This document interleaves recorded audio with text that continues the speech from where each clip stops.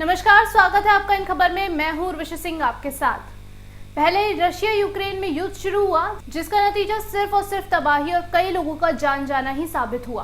कई बच्चों और मासूम लोगों को इस लड़ाई में अपनी जान गंवानी पड़ी थी। ऐसे ही अब हमास और इजराइल के बीच छिड़ा हुआ ये युद्ध कई लोगों की जान जाने का कारण बन गया है। हमास की तरफ से किए गए ताबड़तोड़ हमले में अब तक करीब 300 से ज्यादा लोगों की जान जा चुकी और लगभग 3000 से ज्यादा लोग गंभीर रूप से घायल हो चुके हैं। लेकिन इस हमले के पीछे क्या मुख्य वजह है? आखिर क्यों हमास ने अचानक इजराइल पर हमला करते हुए 5000 रॉकेट दाग दिए? लेकिन उससे पहले आपको बता दें कि हमास क्या है। दरअसल हमास एक फिलिस्तीनी मिलिटेंट ग्रुप है।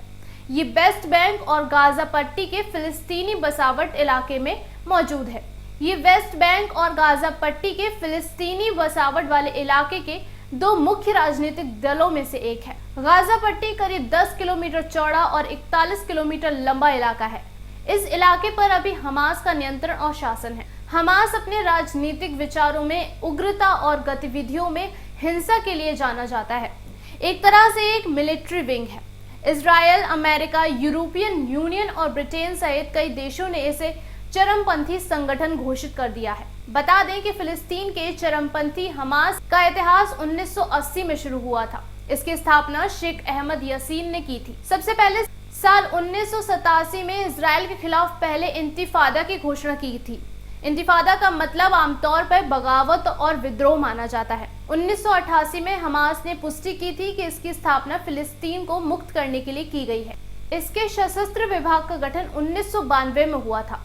साल 1993 से लेकर साल 1905 तक हमास ने इजराइल पे कई आत्मघाती हमले भी किए हैं। 2005 में हमास ने खुद को हिंसा से अलग किया था, लेकिन 2006 में गाजा से इजराइल पर रॉकेट हमले का सिलसिला जारी किया। 2006 में हमास ने गाजा में तख्ता पलट किया, जिसके बाद साल 2007 में गाजा पट्टी पर पूरी तरीके से कब्जा कर लिया गया। फिलहाल गाजा पट्टी में हमास की सरकार है। और बात करें गाजा पट्टी की, तो ये इलाका इजराइल के दक्षिण पश्चिमी इलाके में स्थित है, जिसके तीनों तरफ इजराइल का अधिकार है। गाजा पट्टी से पहले भी कई दफा इजराइल पर हमले किए जा चुके हैं। बता दें कि हमास ने इजराइल पर 7 अक्टूबर को अचानक हमला शुरू कर दिया था। महज 20 मिनट में ही 5000 रॉकेट दाग दिए गए थे। इसके अलावा हमास ने दक्षिणी इजराइल में घुसपैठ भी की। उन्होंने अपने इस हमले को अल अक्सा फ्लड ऑपरेशन नाम दिया है।